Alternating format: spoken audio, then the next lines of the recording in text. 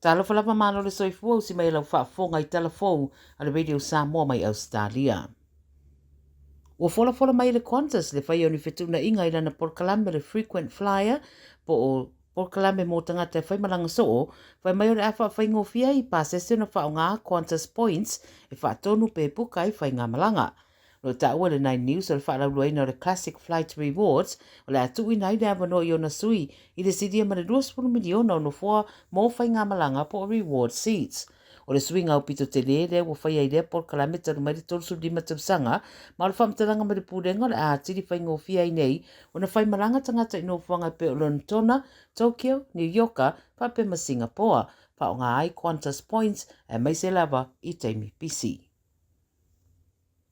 Wauna ia lei unga o sei loilonga na whaia e te tau na te tele ni whaasalanga e whaia I supermarketi te tele I Ausetalia o na ole lele leo le whainga o pisinisi ma lātou suppliers, po I lātou o lo sapalai ane o loa ia I lātou. O le unga leo le loilonga sa whaia e le sa avea ma Minister of Labour, Craig Emerson, ma ua wha alau I loa nei, o lo ua whautua I nai le whautua malusianga whautua ina o malusianga e tu inatu I supermarketi te tele e pe o le Coles ma le Woolworths, ma le whaatau inatu o loa I whafo.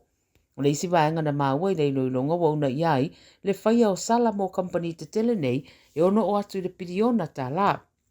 Ona o le lei, o le whainga o suppliers e pe o le au whai whaatoanga ma pisinisi a ainga e pe o na ripatia le 9 News. Taru mai le nuapa se fururima na whaia le Food and Grocery Code of Conduct le whaaturanga ia inga mo le Aldi, Coles, Woolworths, IGA, whapea fo I mālatou pa anga. E na o le se furu ono tausanga o se tamatala vau o mōri e nei le mai o se whaalamelawe o whita ua ina ida tatui se tulau o se isi fo I tala vau I whafuane o se whare ainga le McDonald's I Brisbane. Na anga iatu leo le whaalamelawe le afo le iwa le pōna pō ina ua o ane li pote le mata upule nei ia I lātou ta ua I se wha o ngā rima e au fia I se kulu po tangata. E tala tonu leo le teime le vesinga lea na fia I se tamatiti se fulu fitu tausanga ina ua tatui e le tangata o na fōringa ma le whatawhata se tulau.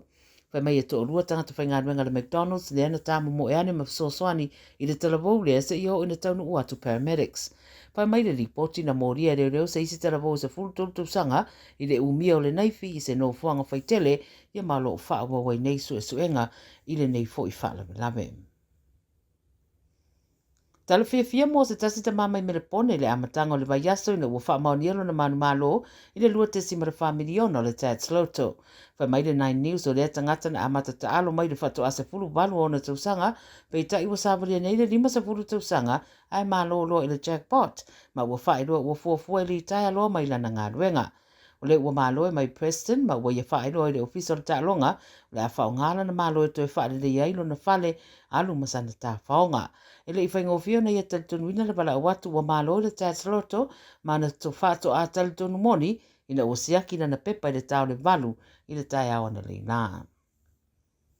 Ma le tala mulimuri a siria ma le miliona telefoni whi avea I ono le mawhaino toi ta vidi ai le numera 000 moni nai masina e pe ona whaero I ripote le APC. Ta wele ripoti le sore fuafuanga le Telstra ia tāpuniera na unanga nei na sotoro sepulu Iuni ua fuafua le Optus e whaatino fo I le atulanga ia se tema o lana winga o le ai telefoni a le toi mawhaino wha o ngā ina pe a le ai le 3G.